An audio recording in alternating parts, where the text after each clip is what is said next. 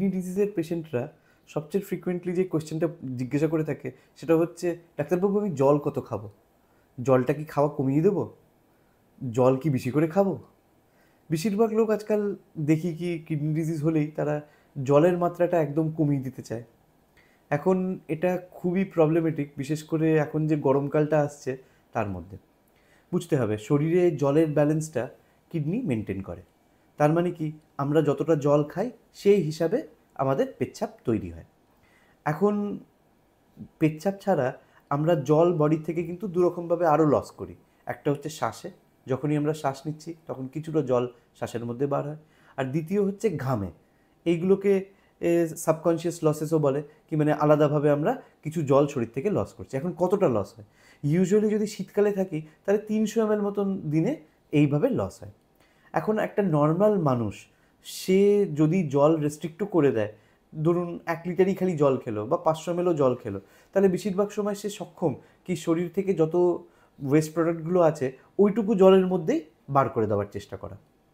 এখন ইউজুয়ালি গরমকালে 1 লিটার বা শীতকালে 500 ml কম জল খেলে তাহলে কিন্তু মানুষদের মধ্যে সবার মধ্যেই ডিহাইড্রেশন হয়ে যেতে পারে। এখন এই জলের লস যদি খুব পায়খানা, পাতলা পায়খানা হয়েও যদি জলের লস হয় তাহলেও সে ডিহাইড্রেট হয়ে যেতে পারে। ক্রনিক কিডনি ডিজিজের পেশেন্টরা মানুষই তো, তাদের মধ্যেও তাই একই জিনিস হবে। আর দ্বিতীয় হচ্ছে কি, কিডনি ডিজিজের সব স্টেজে কিন্তু পেচ্ছাপের আউটপুটটা কমে না। তো ওই জন্যে আর্লি কিডনি ডিজিজে ওয়াটার রেস্ট্রিকশন বা জলের রেস্ট্রিকশন করাটা কিন্তু খুবই উচিত না।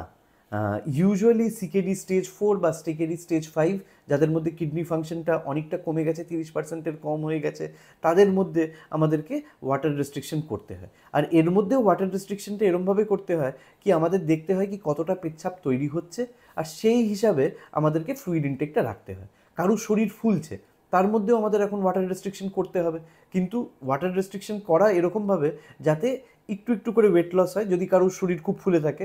আর এটা দিনে যেন 500 ml এর বেশি আমাদের ফ্লুইড ডেফিসিট না হয়। অতিরিক্ত ফ্লুইড ডেফিসিট হলে কিন্তু কিডনি ফাংশনটা কমে যাবে।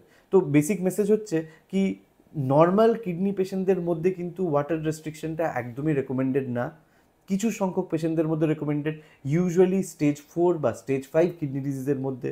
বরঞ্চ জলের রিকোয়ারমেন্ট কিডনি ডিজিজের পেশেন্টদের মধ্যে বেশি থাকে, কারণ কিডনি ডিজিজে দেখা গেছে কি ইউরিনারি কনসেন্ট্রেশনের অ্যাবিলিটি, মানে আমরা যখন জল কম খাচ্ছি তখন আমাদের গাঢ় পেচ্ছাপ তৈরি করতে হয়। কিডনি ডিজিজে সেই গাঢ় পেচ্ছাপ তৈরি হয় না। ওই জন্যে এনাদের মধ্যে ভলিউম রেস্ট্রিকশন বেশি করলে বা আমরা ওষুধ ব্যবহার করলাম যেগুলো শরীর থেকে বেশি জল বার করে দিল, সেইগুলো কিন্তু কাউন্টার প্রোডাক্টিভ, মানে সেগুলো ক্ষতিকারক হতে পারে। আর one of the most common reasons মানে অ্যাকিউট কিডনি ইঞ্জুরি বা কিডনির ড্যামেজ হওয়ার, সেটা কিন্তু এই ভলিউমটা কমে যাওয়া, শরীরের ভলিউমটা অতিরিক্ত কমে যাওয়া। অনেক সময় ওষুধ দিয়ে আমাদের কমাতে হয়, যাদের ধরুন হার্ট ফেলিয়ার আছে তাদের মধ্যে খুব ফ্রিকোয়েন্টলি আমাদের ভলিউমটা কমাতে হয়, তাদের মধ্যে কিন্তু আমরা খুব ফ্রিকোয়েন্টলি এই অ্যাকিউট কিডনি ইঞ্জুরি দেখি। তো মনে রাখবেন, জলটা বেশি রেস্ট্রিক্ট করবেন না, বিশেষ করে গরম আসছে। আর জলের সবচেয়ে ভালো মার্কার কিন্তু জল পিপাসা। যখন জল পিপাসা পাচ্ছে তখন অবশ্যই জল খাবেন। ধন্যবাদ।